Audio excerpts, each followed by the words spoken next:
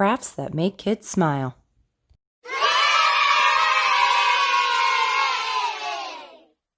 Magic milk experiment.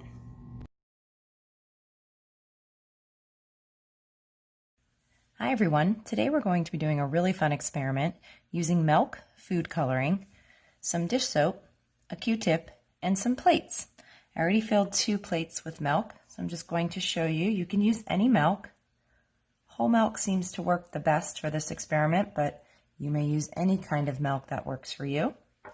And what you're going to do is just fill your plate or your dish, first with the milk, and then you will add your food coloring. There's no really special way of adding your food coloring. You can add a couple, you can add just a little bit. You can change up your colors, mix them up, try to do different things with them.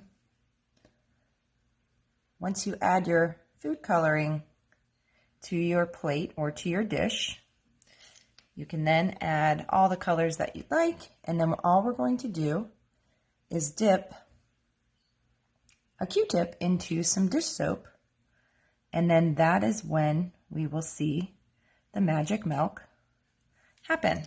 Let me add one more color, add some yellow in here.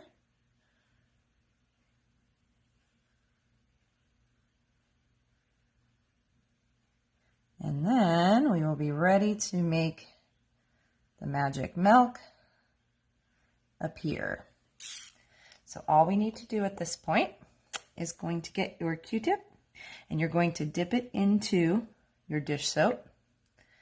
You can kind of get the drips off, and then all you're going to do is add your Q-tip to the milk and watch what happens. And then you can dip the other end in, and then you can try it again. Whoops. And see how fun the magic milk happens. You can mix it around. You can add some more to it to see how it works and mixes. And watch.